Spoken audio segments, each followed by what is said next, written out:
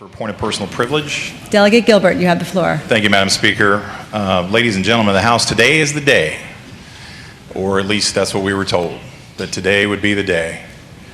We got extra time built into our organizational documents for the resolution on nonpartisan redistricting to be brought to the floor. We were told the extended time, which was unusual in our procedural resolution, was because we needed time to work on that document and get it to the floor in a proper order, which, by the way, is exactly like we did it last year.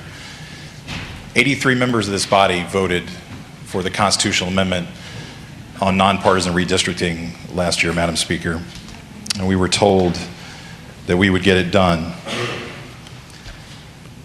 The chairman of Privileges and Elections stood on this floor a couple of weeks ago and assured us that it would be done. I don't like putting people on the spot, Madam Speaker, but I have to quote the gentleman's words back to the body. I quote, "Others will be irresponsible in their comments. They'll talk about the sky is falling, the sky is falling. The Democrats aren't going to keep their promise. What are we doing about redistricting?" And I say to those people, we are at work, shoulders to the wheel, and we are getting the job done. Now, you may choose to get in front of the cameras. You may choose to make reports to the reporters.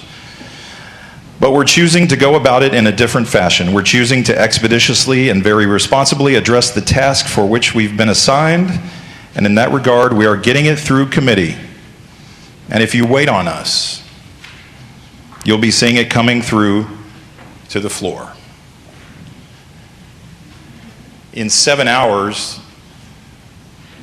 the deadline expires, and in truth, in about 5 minutes, we're going to walk out of here and miss the opportunity to act on that legislation that we were told we would be seeing coming through to the floor.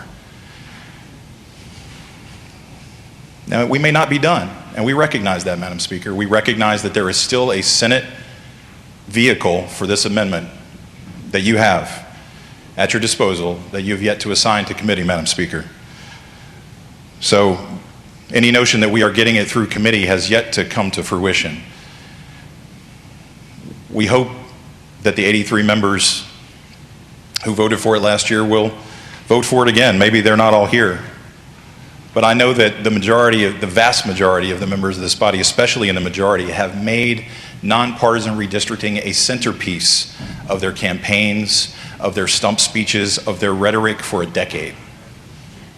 And we cannot abandon that. The majority last year, the Republican majority, led the way. We didn't have to. We could have sat back and said, we're not going down that road. But we led the way on that. We committed to that process. 83 members of this body committed to that process. To my knowledge, most people in here have committed to this process in some way or another. But it doesn't feel like we're committing to it anymore, Madam Speaker. It feels like we're doing something else. That's our perception. That's the perception we've read in news accounts in the last 24 hours. We hope it's not the case. And I hope the gentleman from Norfolk does still intend to get this to the floor. And we've thought about all the different ways that we could get it to the floor. And Madam Speaker, we don't want to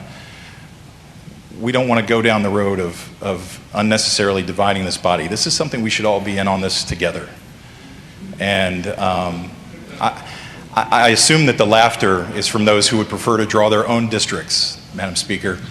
I assume the laughter in the chamber right now is from those who would like to abandon their public pronouncements on this subject and make sure that they choose their voters and not the other way around, contrary to everything we've ever heard about this issue from the other side.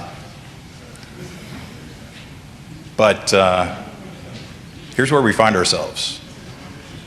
5 minutes, this opportunity is going to leave us, and we have but one opportunity left. And we hope the other side of the aisle is committed to this process, because it doesn't feel that way anymore, Madam Speaker. Thank you.